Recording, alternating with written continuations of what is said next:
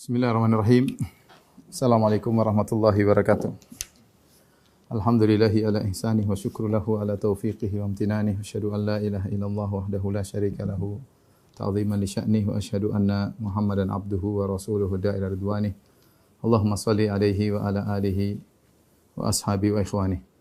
Para ikhwan dan akhwat, para jamaah Masjid Tarbiyah yang dirahmati oleh Allah Subhanahu wa taala.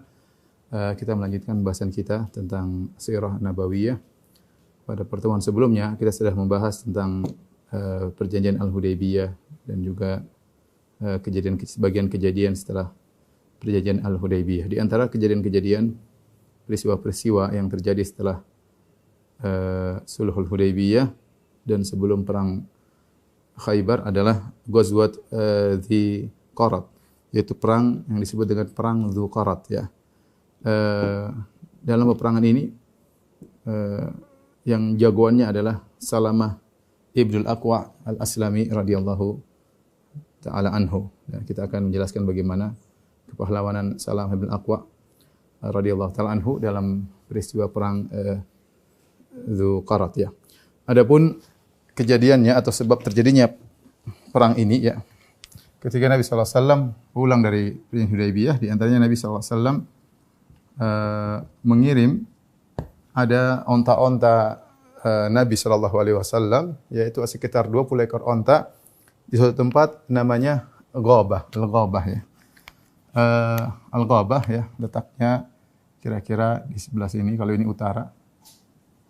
Ya, Al-Ghabah. Maka ada sekitar 20 ekor onta, lakha 20 ekor onta, yaitu onta-onta yang mengeluarkan susu yang banyak ya, onta-onta yang besar kemudian mengeluarkan susu yang banyak. Kemudian Nabi menyuruh seorang dari Al-Ghifari bersama istrinya untuk menjaga onta-onta ini. Ada yang mengatakan penjaga tersebut adalah Ibnu Abidhar Al-Ghifari ya. Ya, intinya seorang sahabat dengan istrinya menjaga 20 ekor onta ini. Kemudian jarak antara Madinah dengan Al-Ghabah ya, ini kira-kira dari Haram ya, dari Masjid Nabawi kira-kira 6 km ya. Kemudian ternyata di sebelum subuh, yaitu mungkin di waktu sahur atau ya sebelum subuh, datang 40 orang pasukan berkuda ya dari Najd, yaitu dari kabilah Ghatafan ya, dipimpin oleh Abdurrahman bin Uyainah bin Hasan Al-Fazari. Ya, maka dia pun datang dengan 40 pasukan berkuda, lantas kemudian dia merampas 20 ekor onta Nabi sallallahu alaihi wasallam ini, ya, 20 ekor onta Nabi sallallahu alaihi wasallam ini. Kemudian dia membunuh lelaki Al-Ghifari tersebut radhiyallahu anhu, kemudian dia menawan istrinya. Istrinya ditawan oleh mereka, kemudian mereka pergi. Tentu arah mereka adalah di sini, di daerah timur ya. Timur Madinah, di daerah Ghatafan.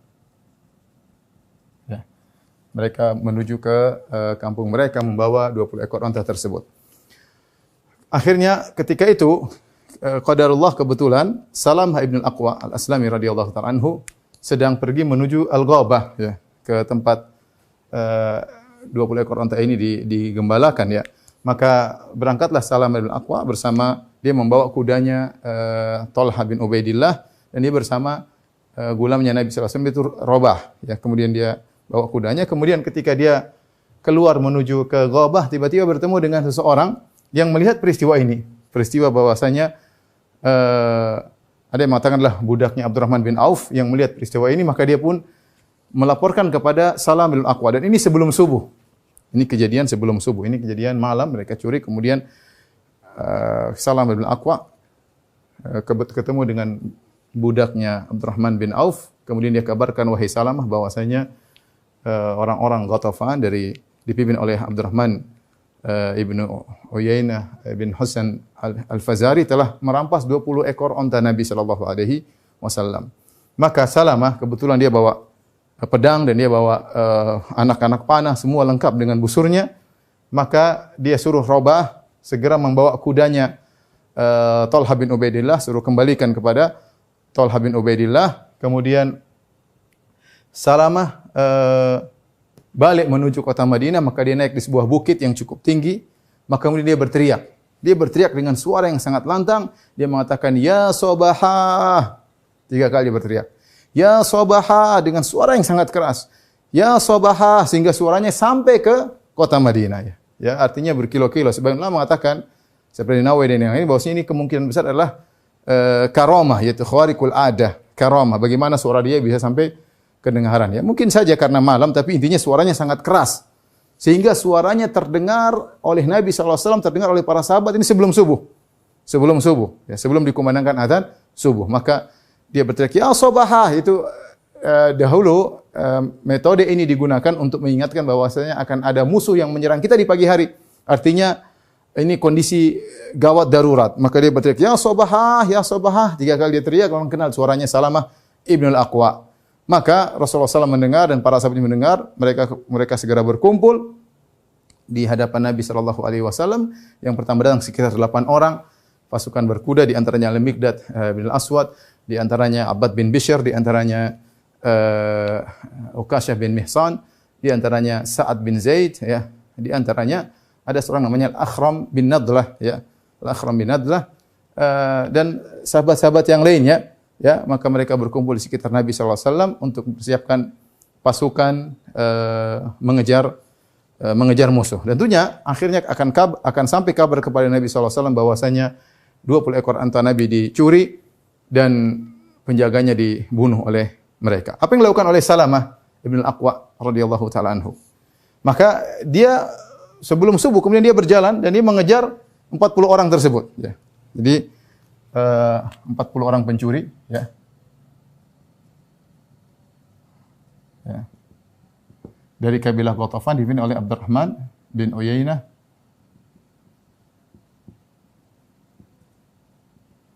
bin Al-Hasan Al-Fazari. Ya, 40 orang pencuri berpasukan berkuda, ya.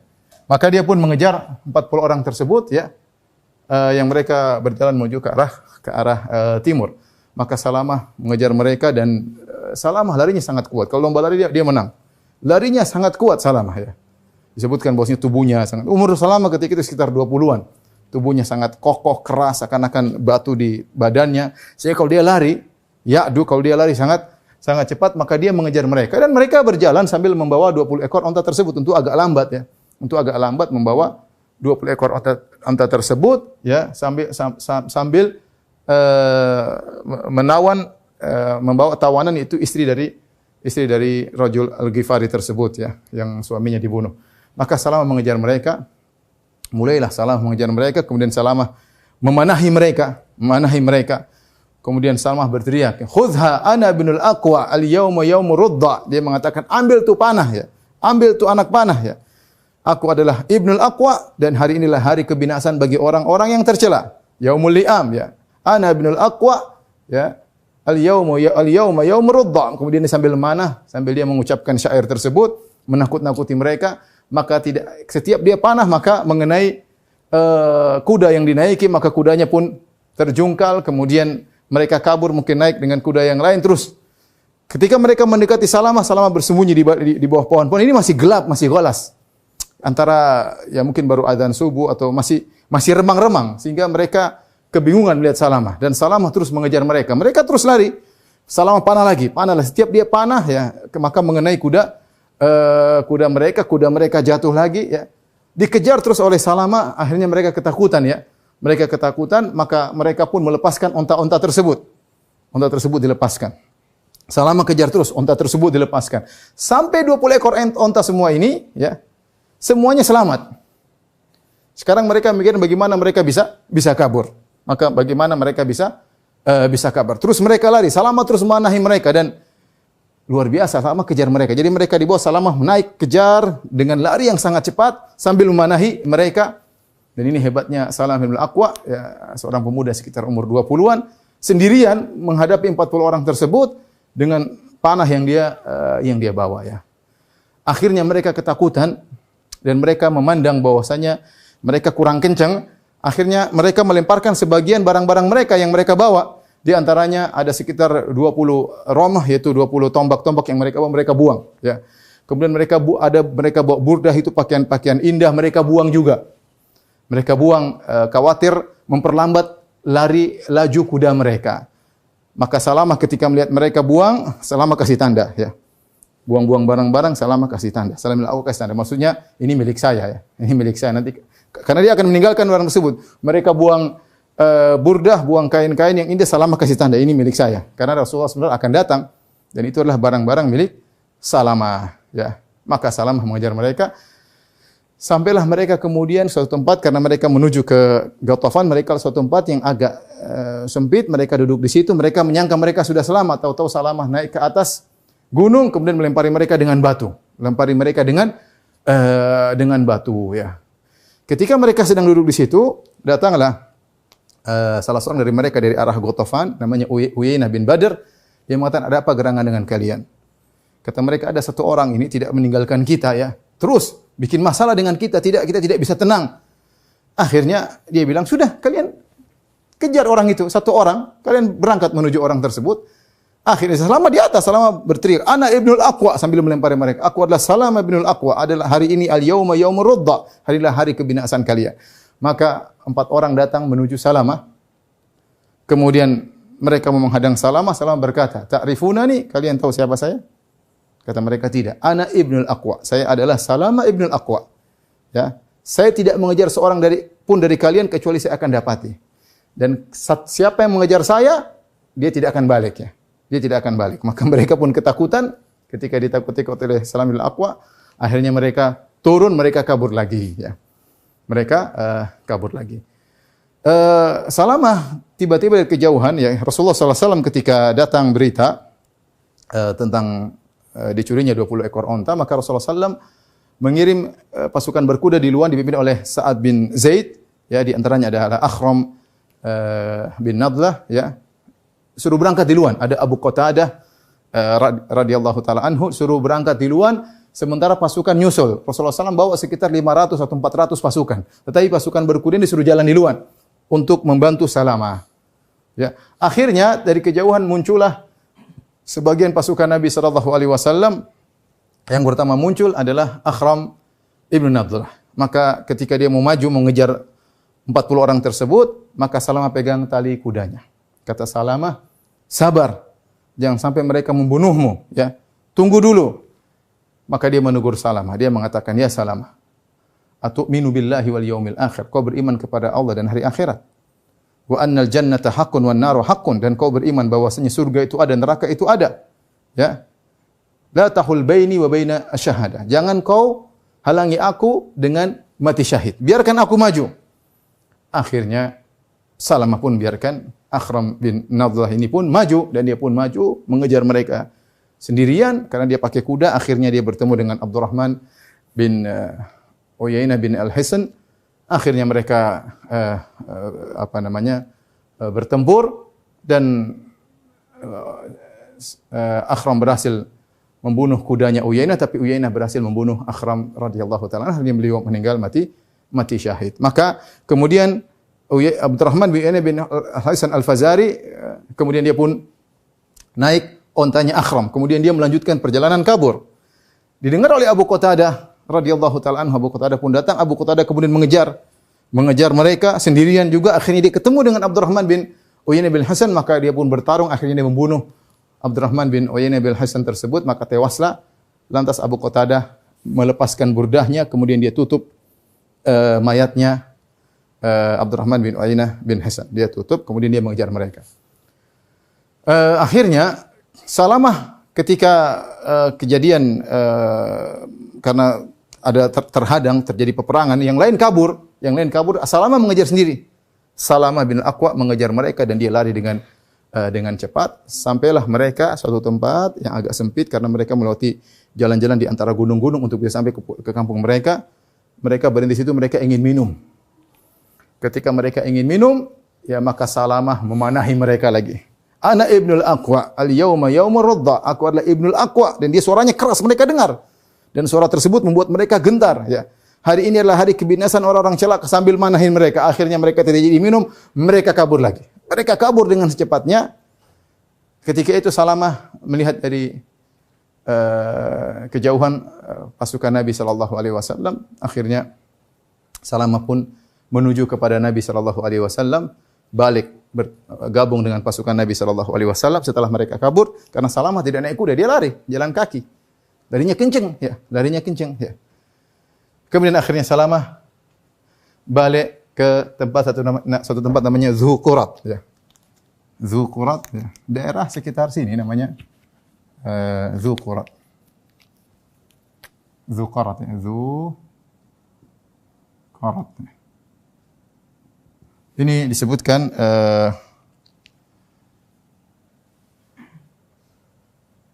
apa namanya? Dari sekitar timur laut kota Madinah dan jaraknya ya, kurang lebih 35 km atau 40 km. Sekitar 35 km. Ketika ini Salamah balik ke Nabi sallallahu alaihi wasallam ternyata sudah terbenam matahari ke Nabi sallallahu alaihi wasallam. Jadi seharian penuh dia mengejar mereka sambil manahin mereka ya, sambil lari dan subhanallah. Dia pun datang Nabi sallallahu alaihi wasallam ketika itu sedang disembelihkan onta, kemudian Nabi sallallahu alaihi wasallam makan dari kabid, dari hati onta, ya, kemudian Salamah datang ya, menemui Nabi sallallahu alaihi wasallam sambil terengah-engah, dia berkata, "Ya Rasulullah." Rasulullah bawa 500 pasukan. Kata Rasulullah, kirim 100 orang sama saya ingin habisi mereka. Masih semangat Salamah. Ya Rasulullah, mana 100 orang? Kirim sama saya ingin mengejar mereka. Kata Rasulullah SAW sambil tertawa ya, dan nampak putih giginya Nabi SAW. Rasulullah SAW lihat bagaimana semangatnya Salamah 20 tahunan ya. Bagaimana seharian penuh dia berperang melawan mereka ya, dan semua onta-onta bisa dia selamatkan, bahkan di antara orang tersebut ada yang meninggal ya, dan yang lainnya ya. Maka Rasulullah berkata, "Akunta fa'ilan dzalik wa Salamah, kau ingin betul-betul ingin memerangi mereka?" Kata Salamah, "Iya ya Rasulullah, kirim 100 orang bersama saya ingin menyerang mereka." Kata Rasulullah SAW, "Ya Salamah, wahai Salamah, malaktah fa asjih." Sudahlah, kau sudah menang ya, dan sudahlah maafkanlah mereka. Artinya Rasulullah SAW mengatakan sudah selesai ya. Innahum yukrawna fi ardi al-Ghatafan. Mereka sudah sampai di kampung mereka dan mereka sekarang Isya, mereka sudah makan malam di sana, sedang dijamu oleh keluarga mereka di Ghatafan ya. Sehingga Nabi SAW mengatakan ya sudahlah. Artinya sudah, onta-onta sudah pulang. Memang benar ada yang meninggal di antara kita yaitu Ghifari, ada juga Akhram bin Nadlah, tapi mereka banyak yang lebih meninggal ya, sekitar 5 orang atau lebih daripada itu. Ya sudah, kata Nabi SAW, sudah cukup ya. Sudah cukup, yaitu Rasulullah SAW lihat bagaimana akhlak Nabi SAW, sudah cukup, mereka sudah kita kalahkan, mereka sudah kabur ya, sudah cukup ya. Kemudian datanglah ya, bagaimana dengan wanita yang ditawan tersebut ya, istrinya dari lelaki Al-Ghifari tersebut. Wanita tersebut ternyata ketika mereka mulai kabur ya, dan mereka meninggalkan onta-onta mereka, maka dia pun mendatangi setiap onta untuk dia naiki, tapi onta tersebut mengeluarkan suara. Dari 20 ekor onta itu mengeluarkan suara. Ya, mengeluarkan suara. Sampai datanglah dia kepada onta Rasulullah sallallahu alaihi wasallam. Kalau enggak salah namanya Adba ya. Dia pun naik ke onta Rasulullah sallallahu alaihi wasallam. Kemudian ternyata ontanya Rasulullah SAW tidak mengeluarkan suara. Maka dia pun segera naik onta tersebut menuju kepada Rasulullah sallallahu alaihi wasallam, melarikan diri, dan dia bernadar, kalau Allah menyelamatkan aku ya dengan onta ini, aku bernadar akan menyembelih onta ini. Ya. Jadi dia bernadar, wanita ini, kalau ya aku selamat, Allah selamatkan aku dari mereka dengan naik onta ini, aku akan menyembelih onta ini. Ketika dia sampai kepada Nabi sallallahu alaihi wasallam, ya, dia berkata, "Ya Rasulullah, aku selamat dengan onta ini dan aku bernazar, aku akan menyembelih onta ini." Rasulullah SAW merah, kata Rasulullah SAW, "Bi sama jazaitiha." Ya. Seburuk-buruk balas budi yang kau berikan kepada onta ini sudah menyelamatkan kamu kok mau nyembelih dia? Ya. Maka Rasulullah SAW mengatakan, "La nadhara fi ma'siyatillah." Tidak ada nazar ditunaikan dalam rangka bermaksiat kepada Allah. Wala fi ma la yamliku ibnu Adam. Dan tidak boleh bernazar pada barang yang bukan miliknya. Ini kan ontaku, bukan ontamu. Gimana aku mau nyembelih? Rasulullah SAW bilang, aneh kamu. Kamu ini diselamatkan sama onta, harusnya bersyukur sama onta ini, bukan malah disembelih. Lagi pula ini onta milikku, bukan milik kamu. Ya. Para sahabat ketika ketika mengejar pasukan dari Abdurrahman kabilah Ghatafan, mereka mendapati saya disampaikan ketika Abu Qatadah membunuh Abdurrahman bin Uyainah bin Hasan, Abu Qatadah taruh burdahnya, bajunya, kainnya di atas mayatnya sehingga orang menyangka Abu Qatadah telah meninggal. Kata mereka, Abu Qatadah meninggal. Kata Rasulullah, tidak, itu qatilu Abi Qatadah, itu yang dibunuh oleh Abu Qatadah. Ternyata benar, Abu Qatadah kasih tanda, ini saya bunuh. Dan kita dalam pertempuran jihad, barang siapa yang membunuh seseorang, maka salapnya itu seluruh barang-barang yang dimiliki orang tersebut milik dia. Ya, milik dia. Jadi kalau misalnya si A membunuh si B, B ini orang kafir, maka semua yang dia miliki, pedangnya, baju perangnya, mungkin ada emasnya, pokoknya yang ada di badan dia semua milik yang membunuhnya, semua milik yang disebut dengan salab. Setelah itu Rasulullah SAW memuliakan Salamah ibn al-Aqwa. Maka Rasulullah SAW dari Dzuqarat pulang ke kota Madinah, ya. Kemudian Rasulullah SAW mengatakan, khairu fursanina Abu Qatadah. Sebaik-baik pasukan berkuda kita adalah Abu Qatadah. Ini yang berhasil membunuh Abdurrahman bin Uyainah bin Hasan Al-Fazari. Kemudian wa khairu rajalatina Salamah bin al-Aqwa, dan pasukan pejalan kaki yang terbaik adalah Salamah. Gimana semua hari dia yang jagoannya. Dari sebelum subuh dia mengejar mereka sampai maghrib, ya. Kejar terus akhirnya dia balik, ya. Salamah bin al-Aqwa. Kemudian Nabi SAW berikan dia 2 saham bagian daripada harta yang ditinggalkan, yaitu kepada Salamah bin al-Aqwa. Setelah itu Rasulullah SAW pulang balik dengan pasukannya menuju ke kota Madinah, ya. Maka Salamah disuruh oleh Nabi SAW naik di atas onta bersama Nabi SAW, kemudian berjalan. Subhanallah, betapa indahnya perjalanan tersebut. Salamah dibonceng oleh Nabi SAW, perjalanan sekitar 35 kilo dari kota Madinah, maka dia di belakang Nabi SAW, ya. Maka bagaimana dia sangat dekat, bagaimana mungkin dia memegang Nabi, dadanya dekat dengan dada Nabi SAW, bagaimana nafas-nafas Nabi SAW sampai kepadanya, keberkahan Nabi SAW sampai kepadanya, perjalanan cukup lama, dan ini pemuliaan terhadap Salamah ibn al-Aqwa radhiyallahu ta'ala anhu. Inilah kisah perang Ghazwah Dzuqarat, disebut Ghazwah karena Nabi SAW ikut serta dalam perangan tersebut. Kalau Nabi tidak ikut serta namanya Sariyah, ini sudah pernah kita bahas, ya.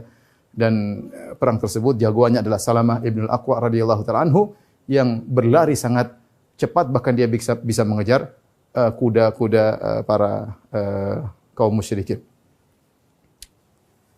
Baik, ikhwan dan akhwat yang dirahmati Allah Subhanahu wa taala. Di antara kejadian setelah dari Al-Hudaybiyah, ya, adalah Rasulullah sallallahu alaihi wasallam sempat disihir oleh seorang Yahudi yang bernama Labid bin al-A'sam. Labid ibn al-A'sam, ya. Rasulullah sallallahu alaihi wasallam disihir oleh Labid bin al-A'sam dari Bani Zuraiq, ya. Dia seorang penyihir yang handal, ya. Kemudian dia menyihir Nabi sallallahu alaihi wasallam fi mushtin wa musyatah. Yaitu dia mengambil sisir yang digunakan untuk menyisir rambut Nabi sallallahu alaihi wasallam dan rambut-rambut Nabi yang terjatuh, ya. Entah dari mana dia dapatnya, wallahu alam bisa. Mungkin dia dapat rambut Nabi, kemudian dia bersama sisir yang untuk menyisir Nabi sallallahu alaihi wasallam, wa ja'alahu fi jubbi tal'i nakhlatin dzakar. Kemudian dia masukkan rambut tersebut, ya, bersama ke dalam kelopak dari korma, ya, korma yang jantan, dimasukkan, ditutup, ya. Setelah ditutup, kemudian dia ja'al hatta ja'alu tahta ru'ufatil bi'r. Kemudian ada sebuah sumur di sana, ya. Di sumur tersebut ada batu yang terletak di bagian dalam sumur tersebut. Fungsi batu tersebut sengaja diletakkan batu tersebut karena terkadang mereka harus menguras sumur, maka tukang nguras tersebut duduk di atas batu tadi, yang batu yang diletakkan di tengah-tengah sumur.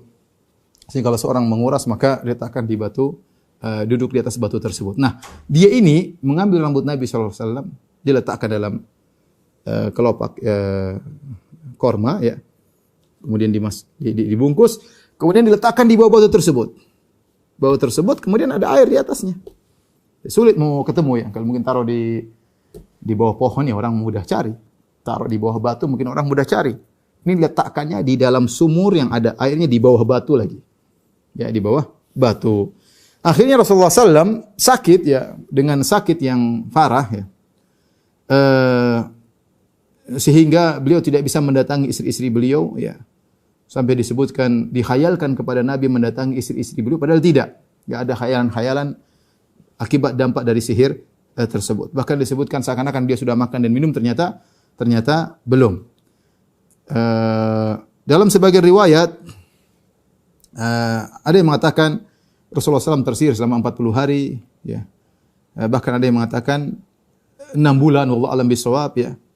Rasulullah SAW mengalami sakit tersebut ya. Sampai akhirnya Rasulullah SAW didatangi oleh malaikat dan Jibril dan Mikail meruqyah Nabi sallallahu alaihi wasallam. Akhirnya Rasulullah SAW sembuh ya. Aisyah radhiyallahu taala anha berkata, hatta idza kana dzata yaumin, itu ketika Rasulullah SAW sakit tersebut ya. Sehingga pada suatu hari, au dzata lailatin, atau di suatu malam, Rasulullah SAW sedang berada di sisiku. Allah, maka Rasulullah SAW berdoa. Thumma da'a, kemudian Rasulullah SAW berdoa lagi. Thumma da'a, Rasulullah SAW berdoa lagi. Mengulang-ulang doa. Ya, mungkin saking lamanya Rasulullah SAW sakit akibat sihir tersebut. Kemudian Rasulullah SAW berkata kepada Aisyah, ya Aisyah tu, asy'arti anna Allah aftani fima istaftaituhu fihi. Tahukah engkau bahwasanya Allah telah mengabulkan apa yang aku pinta kepada Allah Subhanahu wa taala? Atani rajulani, datang kepadaku dua orang, yaitu Jibril dan Mikail. Faqa'ada ahaduhuma inda ra'si wal akhar inda rijlayya. Yang satu duduk di kepalaku dan yang satu duduk di kedua kakiku. Faqala ahaduhuma li sahibihi. Maka salah satunya berkata kepada yang lainnya, ma waj'ur rajul? Sakit apa orang ini? Yang satu menjawab, matbub, yaitu disihir. Bertanya lagi, man tabbahu? Dan Rasulullah mendengar perkataan mereka. Siapa yang menyihirnya? Qala Labid ibn al-A'sam, yaitu Labid ibn al-A'sam sang Yahudi. Qala fi ayyi syai'in? Menyihirnya dengan apa? Ya. Fi mustin wa musyatah wa juffi tal'i nakhlatin dzakar.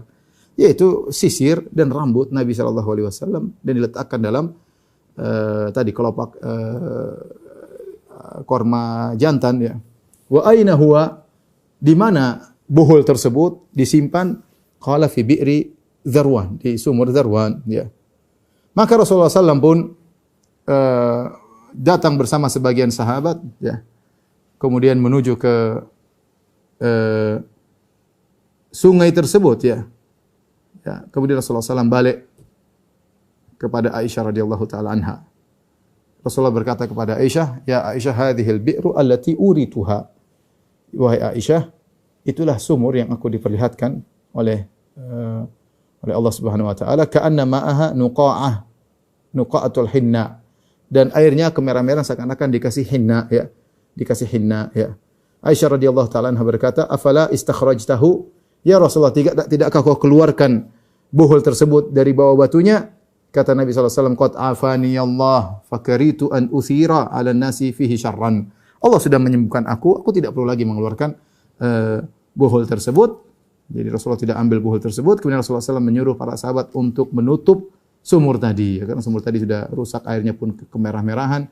Maka disuruh tutup sumur tersebut. Dalam sebagian riwayatnya dipersihkan oleh para ulama, dengan gara-gara Nabi SAW disihir ini, maka turunlah dua surat Al-Mu'awwidhatan, yaitu surat Al-Falaq dan surat An-Nas. Ya. Rasulullah SAW dibacakan kepada beliau dua surat ini, maka Rasulullah SAW pun sembuh dengan izin Allah Subhanahu wa taala dari sihir Labid ibn al-A'sam ya. At-Tahawi meriwayatkan dalam syarah Mushkil Athar dengan sanad yang sahih sesuai dengan syarat Muslim dari Zaid bin Arqam, beliau berkata, sahara an-nabi sallallahu alaihi wasallam rajulun minal yahud fashtaka fa atau Jibril salawatullah alaihi bil muawwidhatain. Rasulullah SAW disihir oleh seorang laki dari Yahudi dan dia pun sakit. Maka datanglah Jibril alaihi salam dengan membawa al-muawwidhatain, yaitu qul a'udzu birabbil falaq dan qul a'udzu birabbin nas. Dalam hadis yang lain dari Uqbah bin Amir radhiyallahu anhu, Rasulullah SAW berkata, unzilat alayya suratan, diturunkan kepadaku dua surat, fata'awwadhu bihinna, maka hendaknya kalian berlindung kepada Allah dengan dua surat ini, fa innahu lam yuta'awwadh bimithlihinna, maka tidak ada surat yang ampuh seperti dua surat ini, yakni al-muawwidhatain, qul a'udzu birabbil falaq ya, dengan qul a'udzu birabbin nas. Jadi Dua surat ini adalah termasuk dua surat yang paling ampuh dalam melawan sihir, ya, dan dalam melawan syaitan, dalam melawan jin, di antara dua surat yang paling ampuh, dan kita harus yakin akan hal tersebut. Maka seorang berusaha menjaga dirinya dengan baca dua surat ini, ya, agar terhindar dari sihir. Alhamdulillah kita baca tatkala zikir pagi, kemudian zikir petang. Kita baca juga sebelum tidur, kita baca juga setelah salat. Ya, alhamdulillah kalau kita sering membacanya, insyaallah Allah akan menjaga kita dari sihir tersebut, ya. Sihir tersebut. Taib. Hadis tentang disihirnya Nabi sallallahu alaihi wasallam, hadis yang sahih, ya. Datang dalam sahihain, ya, dalam sahih Muslim, demikian dalam sahih Bukhari, ya. Bahwasanya Rasulullah SAW disihir, ya. Sebagian orang berusaha menolak hadis ini, padahal sahihain, hadisnya sahih. Mereka berdalil kalau Rasulullah SAW disihir. Terus bagaimana dengan wahyu? Wahyu bisa saja tercampur dengan kata-kata yang tidak benar. Dibantah oleh para ulama bahwasanya sihir ini tidak ada kaitan dengan wahyu. Ini semacam sakit, ya, semacam sakit, ya. Oleh karenanya turun surat Muawwidzatain, surat Qul a'udzu birabbil falaq, Qul a'udzu birabbin nas, sehingga menghilangkan sihir tersebut, ya. Artinya dalam kondisi Rasulullah tersihir 40 hari tersebut, bukan berarti Rasulullah SAW menyampaikan wahyu kemudian wahyunya tercampur-campur dengan kesalahan Nabi, ya, tidak. Ini hanya semacam sakit yang Rasulullah SAW dikhayalkan seakan-akan dia sudah mendatangi istrinya, menggauli istrinya, ternyata tidak. Atau dikhayalkan seakan-akan dia sudah makan dan minum, ternyata belum. Dan sudah pernah disihir sebelumnya Nabi Musa alaihissalam, ya. Nabi Musa alaihissalam ketika berduel dengan ratusan, ada yang mengatakan banyak sekali tukang sihir Fir'aun, ya. Maka yukhayyalu ilaihi min sihrihim annaha tas'a fa'awjasa fi nafsihi khifatan Musa qulna la takhaf innaka antal a'la. Dalam ayat yang lain, waja'u bi sihrin azim wastarhabuhum waja'u bi sihrin azim. Kata Allah Subhanahu wa taala, mereka mendatangkan sihir yang sangat hebat, membuat orang-orang ketakutan. Sampai sihir para penyihir, karena mereka rame-rame, ada yang mengatakan ratusan, ada yang ribuan, wallahu alam bisawab. Mereka bekerja sama, jadi bukan cuma satu tukang sihir, tapi mereka rame-rame bekerja sama untuk melawan Nabi Musa alaihissalam, sehingga sihir yang mereka buat sangat hebat. Saking hebatnya sampai semua yang hadir tersihir. Di antara yang tersihir adalah Nabi Musa alaihissalam. Nabi Musa alaihissalam, tapi tersihir matanya. Kata Allah, yukhayyalu ilaihi, dikhayalkan kepada Musa, annaha tas'a, seakan-akan tali-tali mereka benar-benar menjadi ular. Fa'awjasa fi nafsi khifatan Musa. Akhirnya Musa takut. Takut karena dia melihat seakan-akan ular tersebut benar-benar ada. Kata Allah, qulna la takhaf, jangan takut. Itu hanya sihir. Ya. Innaka antal a'la, kau akan menang. Maksudnya saya ingin menyampaikan bahwasanya sebelum Nabi SAW juga pernah tersihir Nabi Musa alaihissalam. Nabi Musa juga pernah tersihir. Tapi sihir tersebut tidak ada kaitannya. Artinya terpengaruhnya sihir tersebut kepada Nabi Musa atau kepada Nabi Muhammad tidak ada kaitannya dengan ismatul wahyi, yaitu tidak ada kaitannya dengan terjaganya wahyu daripada hal-hal yang tidak benar. Ya, ini pembahasan tersendiri, ya. Karena orang yang menolak tentang hadis Nabi disihir menyatakan kalau Nabi disihir berarti nanti wahyu kacau dong. Jawabannya tidak, ya. Justru kemudian Jibril datang membawa surat Qul a'udzu birabbil falaq, Qul a'udzu birabbin nas, akhirnya Nabi sallallahu alaihi wasallam disembuhkan. Dan ini sebagai hiburan bagi kita, ya. Ya, benar bahwasanya seorang yang senantiasa menjaga diri dengan baca doa-doa kepada Allah Subhanahu wa taala, insyaallah dihindarkan daripada sihir. Tapi dengan takdir Allah Subhanahu wa taala, Allah menjadikan Nabi pernah tersihir, ya. Dan dengan sebab itu turunlah surat Muawwidzatain, ya, Muawwidzatan, yaitu Qul a'udzu birabbil falaq, Qul a'udzu birabbin nas. Ini juga sebagai hiburan bagi sebagian orang-orang yang mungkin tersihir. Namanya kalau Allah kasih ujian, bisa lewat sihir, bisa lewat sakit, bisa lewat yang lainnya. Dan itu akan mengurangi dosa-dosanya, ya, dan mengangkat derajatnya jika dia bersabar menghadapinya. Ya, mungkin kalau antum orang soleh tapi mungkin pernah diuji dengan tersihir, kita katakan bahwasanya Rasulullah SAW juga pernah diuji, ya. Dan ini juga dalil bahwasanya ketika seorang disihir maka dia hendaknya banyak berdoa kepada Allah Subhanahu wa taala. Saya punya kisah, saya sering sampaikan, saya punya kawan ada yang hafidz Quran, dia juga tahu qiraah, kemudian dia disihir. Dia hafidz Quran tapi dia tersihir, mungkin ada yang hasad atau apa, Allah alam bisawab. dan dia sudah berusaha meruqyah dirinya, tetap saja ada sihir tersebut. Sihir mungkin sangat kuat. Bagaimana sembuhnya? Dan dia sampaikan kepada saya, dia mengeluh sakit yang dirasakan, ya, dia bersabar. Sembuhnya, dia hajian di padang Arafah, dia berdoa kepada Allah Subhanahu wa taala. Ya, dia berdoa kepada Allah, tidak meruqyah dirinya, berdoa atau Allah sembuhkan. Jadi kalau kita terkena sihir bisa sembuh dengan sebab-sebab, di antaranya sebab doa kepada Allah Subhanahu wa taala, di antaranya dengan sebab ruqyah. Dengan sebab ruqyah, ya. Tapi di antaranya doa, maksudnya selain ruqyah, di antara sebab yang manjur menyembuhkan seorang dari sihir adalah dengan doa. Sebagaimana dalam hadis ini Rasulullah SAW berdoa kepada Allah Subhanahu wa taala, sebagaimana perkataan Aisyah, Rasulullah berdoa, akhirnya Allah menyembuhkan Nabi sallallahu alaihi wasallam. Dan Nabi sallallahu alaihi wasallam tidak membunuh Yahudi tersebut, ya. Nabi sallallahu alaihi wasallam maafkan, ya. Rasulullah SAW tidak ingin terjadi keributan, ya, dan demikianlah Rasulullah sallallahu alaihi wasallam, ya. Ada yang mengatakan Rasulullah mensifati dia seperti orang munafik, ya, seperti orang munafik. Tapi intinya Rasulullah SAW tidak membunuhnya, tidak menyuruh sahabat untuk membunuh penyihir tersebut. Di antara peristiwa yang terjadi juga setelah terjadinya perjanjian Hudaybiyah adalah datangnya Qutailah bintu Abdul Uzza. Qutailah bintu Abdul Uzza ini adalah mantan istrinya Abu Bakar As-Siddiq radhiyallahu taala anhu. Abu Bakar pernah menikah dengan Qutailah dan punya anak, ya. Di antaranya adalah Asma bintu Abi Bakar. Di antaranya Asma bintu Abi Bakar. Rasulullah SAW juga kemudian menikah dengan Ummu Ruman yang kemudian punya anak Aisyah dan Abdurrahman. Ya, Abu Bakar punya beberapa istri, ya. Di antaranya istrinya dulu namanya Qutailah, ya. Dan punya anak namanya Asma bintu Abi Bakar. Ketika dalam perjanjian Hudaybiyah, masa gencatan senjata, sebagaimana telah kita sampaikan pada tahun 6 Hijriah, maka dua belah pihak bisa saling mengunjungi, yaitu penduduk Mekah bisa datang ke Madinah, penduduk Madinah bisa datang ke Mekah. Ini di antara kondisi yang nyaman sehingga mereka berinteraksi. Ya, sudah kita sampaikan akhirnya gara-gara perjanjian Hudaybiyah yang cuma berjalan sekitar 2 tahun, akhirnya yang masuk Islam sangat banyak. Ribuan, ya mungkin ada sekitar 7.000 orang masuk Islam dalam waktu yang singkat tersebut karena kondisi tenang dan orang-orang musyrik bisa berfikir dengan tenang untuk menerima agama Islam. Padahal Rasulullah SAW sudah berdakwah perang Khandaq itu sekitar tahun 5 Hijriah. Ketika itu pasukan Nabi sekitar 3.000, hanya 3.000. Padahal Nabi SAW berdakwah sudah 13 tahun di Mekah dan 5 tahun di Madinah, sekitar 18 tahun, cuma sekitar 3.000 orang pengikutnya. Bertambahnya sangat lambat orang masuk Islam. Ketika terjadi perjanjian Hudaybiyah, Rasulullah SAW kan berangkat dengan para sahabat kira-kira 1.500 orang. 1.500 orang berangkat dari kota Madinah menuju Mekah, kemudian tertahan di Hudaybiyah. Sehingga sebagaimana pernah kita sampaikan. Jadi jumlah kaum muslimin tidak banyak. Tapi setelah perjanjian Hudaybiyah, dari tahun 6 Hijriah sampai tahun 8 Hijriah, ternyata pasukan kaum muslimin kita berangkat ketika mengadakan Fatu Makkah, menyerang kota Mekah dari Madinah ke Mekah, Rasulullah SAW bawa 10.000 pasukan.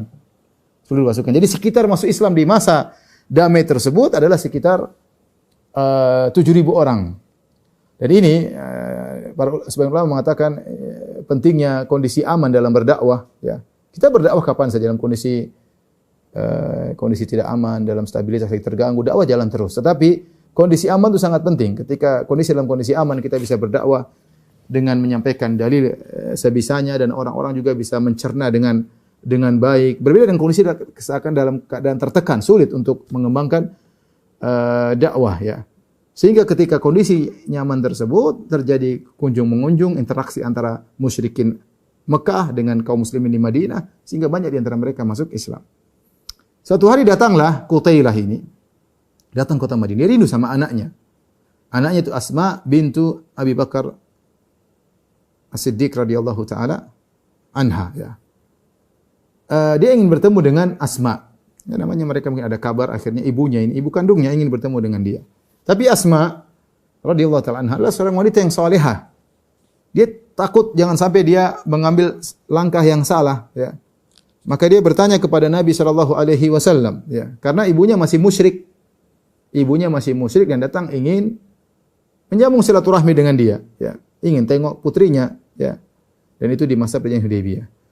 Kata Asma, ya, qadimat alayya ummi wa hiya musyrikah fi ahdi Quraisy.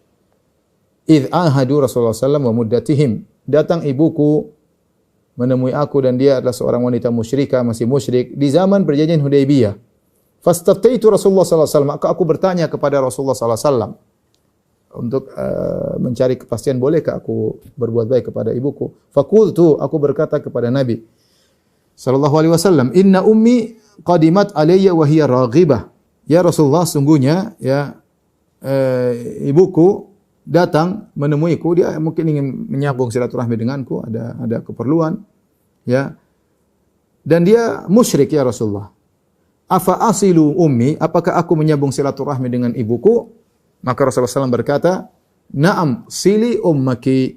Kata Nabi SAW, "Iya, sambunglah silaturahmi dengan ibumu." Dan ini dalil bahwasanya perbedaan agama antara seorang dengan bapa dan ibu kandungnya tidak menghalangi dia untuk berbakti kepada kedua orang tuanya, dan tetap wajib baginya untuk berbakti kepada kedua orang tuanya.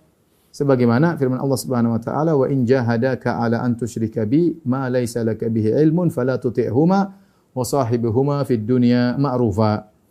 Jika kedua orang tuamu yang bukan sekedar musyrik bahkan memaksamu untuk berbuat syirik kepadaku, kata Allah Subhanahu wa taala, fala tuti'huma, bukan sekedar musyrik, bahkan maksa agar anaknya musyrik, ikut mereka. Fala tuti'huma, kata Allah, janganlah kau taat kepada mereka berdua.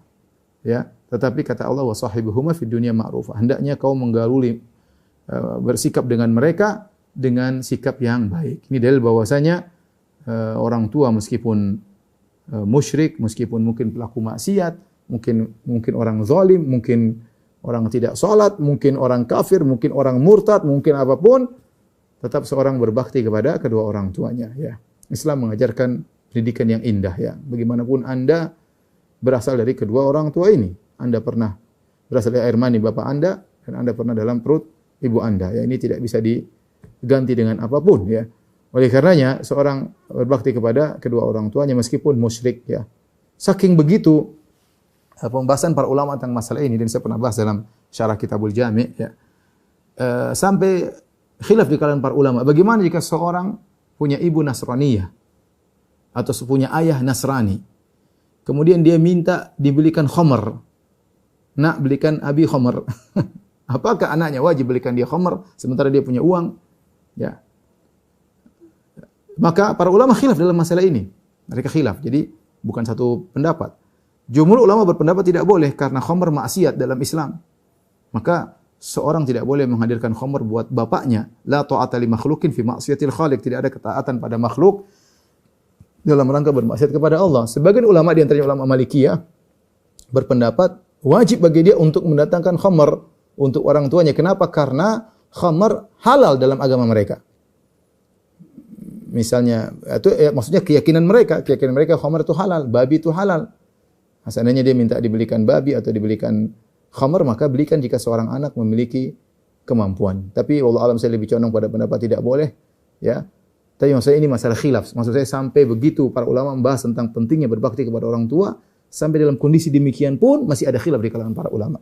Yang benar bahwasanya tidak boleh membantu kemaksiatan, ya, apapun agama orang tua kita, ya. Dan Rasulullah SAW menyuruh menyambung, kata Nabi, sili ummak, sambunglah silaturahmi dengan ibumu. Dan kemudian turunlah firman Allah Subhanahu wa taala berkaitan dengan kisah Qutailah dengan Asma bintu Abi Bakar.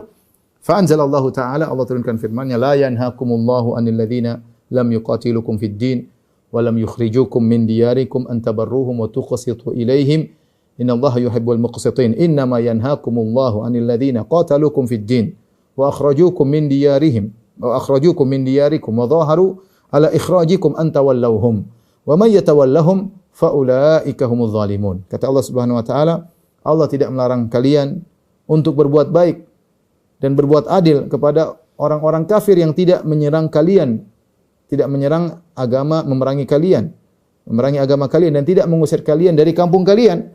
Silakan berbuat baik dan silakan berbuat adil kepada mereka. Innallaha yuhibbul muqsitin. Allah mencintai orang-orang yang berbuat adil. Innama yanhakumullah 'anil ladzina qataluukum fid din. Allah melarang kalian berbuat baik kepada orang-orang yang menyerang memusuhi kalian, berperang melawan kalian karena agama. Wa akhrajukum min diyarikum, yang mengusir kalian dari negeri-negeri kalian, wa dhaharu ala ikhrajukum, atau yang menolong orang-orang untuk mengusir kalian dari negeri kalian. Anta wallahum, Allah larang kalian berloyal kepada mereka. Wa may yatawallahum, siapa yang berloyal kepada mereka, fa ulaika humudz zalimun, maka mereka adalah orang-orang yang zalim. Al-Hafidz Ibnu Hajar dalam Fathul Bari ketika membahas hadis ini dia berkata, wa yustanbatu min hadzal hadis. Di antara faedah daripada hadis ini, hadis kisah Qutailah dengan Asma, wujubu nafaqatil abil kafir wal ummil kafirah wa in kana al waladu musliman, ya. Wajib untuk menafkahi ayah yang kafir atau ibu yang kafir meskipun anaknya muslim, ya. Ya, meskipun anaknya muslim. Kemudian wa fihi muwada'atu ahlil harbi wa muamalatum fi zamanil hudnah. Dan di sini boleh mengadakan perjanjian damai, ya, dengan orang kafir yang sedang berperang, dan ini boleh, ya, kita buat perjanjian damai, ada negeri Islam dengan negara kafir, ya. Kemudian bermuamalah dengan mereka di zaman perjanjian damai tersebut, di zaman gencatan senjata. Jadi Rasulullah SAW ketika berinteraksi dengan orang kafir dengan berbagai macam model. Terkadang Rasulullah SAW berinteraksi dengan mereka dalam kondisi peperangan, sebagaimana terjadi dalam perang Badar, dalam perang Khandaq, dalam perang Uhud dan yang lainnya. Terkadang Rasulullah SAW berinteraksi dengan mereka sebagai satu penduduk negara, seperti Rasulullah SAW di kota Madinah ada orang-orang Yahudi dari Bani Qainuqa, Bani Nadir dan Bani Quraidah, dan juga ada sebagian orang musyrikin di awal Nabi SAW datang kota Madinah. Tapi mereka bertetangga dan sama-sama penduduk kota Madinah, dan mereka punya perjanjian untuk bela negara kalau diserang dari luar. Meskipun akhirnya Yahudi berkhianat, tapi Rasulullah SAW punya perjanjian. Kemudian Rasulullah SAW juga bermuamalah dengan melakukan perjanjian damai, ya, dengan orang musyrikin Quraisy dalam perjanjian Hudaybiyah. Dan Nabi SAW juga terkadang berkoalisi, ya, sebagaimana ketika sudah kita sampaikan, yaitu ketika terjadi perjanjian Hudaybiyah, kabilah Khuza'ah mereka musyrik, kabilah Khuza'ah musyrik tapi berkoalisi dengan kaum muslimin, dan Bani Bakar kalau tidak salah berkoalisi dengan kafir Quraisy. Jadi ini masalah hubungan antara suatu negara dengan negara kafir butuh siasat, butuh politik, dan memandang maslahat dan mudarat. Jadi maksud saya hubungan kita dengan orang kafir bukan hanya satu hubungan saja. Karena sebagian orang menganggap hubungan kita dengan orang kafir cuma perang doang. Ya, cuma perang doang. Kita dengan orang kafir harus perang terus. Ya, padahal hubungan seorang muslim dengan kafir bisa bermacam-macam. Makanya orang kafir ada 4 macam. Ada namanya kafir zimmi. Kafir zimmi itu orang kafir yang tinggal di negara muslim dan dia bayar jizyah sebagai bukti dia tunduk kepada aturan kaum muslimin, dan dia mendapatkan hak-haknya sebagai warga negara. Namanya kafir zimmi. Ada namanya kafir mu'ahad. Kafir mu'ahad itu orang kafir dari negara yang punya perjanjian damai dengan negara muslim, ya. Kafir mu'ahad, ya. Kemudian namanya kafir musta'man. Kafir musta'man yaitu kafir di negara yang sedang berperang dengan kita, tapi dia minta pengamanan dan kita harus mengamankan, tidak boleh kita bunuh. Ya, ini semua kafir, ini kafir zimmi, kafir mu'ahad, kafir musta'man tidak boleh dibunuh. Barang siapa membunuh maka dosa besar. Kata Nabi SAW, man qatala mu'ahadan lam yarah raihatal jannah. Barang siapa membunuh kafir yang punya perjanjian damai, dia tidak akan mencium bau surga. Tidak boleh darah mereka, tidak boleh ditumpahkan, harta mereka terjaga. Satu model kafir yang kita boleh bunuh dan kita boleh ambil darah, boleh ambil hartanya, yaitu kafir harbi, yaitu kafir yang berperang. Ya. Namanya berperang wajar. Kalau kita bunuh orang, kita sedang berperang, tidak ada yang mencela. Tidak ada yang mencela karena kalau kita tidak bunuh, dia yang bunuh kita. Tapi kalau kita bunuh 3 kafir model lainnya dalam kondisi aman, kita bunuh. Ya. Ada perjanjian damai, kita bunuh. Ya. Dia minta pengaman, kita berkhianat, kita bunuh. Tentu ini jadi bahan cercaan bagi kaum muslimin. Ini tidak boleh secara hukum syar'i, tidak boleh. Ini saya ingin sampaikan bahwasanya karena ada suara-suara di sana mengatakan hubungan kita dengan orang kafir cuma satu, perang saja. Padahal jawabannya tidak. Rasulullah SAW mengajarkan kepada kita berbagai macam model interaksi kita dengan orang-orang kafir. Wallahu a'lam bishawab. Demikian saja apa yang bisa saya sampaikan pada kesempatan kali ini. Kurang lebihnya saya mohon maaf. Wabillahi taufiq wal hidayah. Assalamualaikum warahmatullahi wabarakatuh.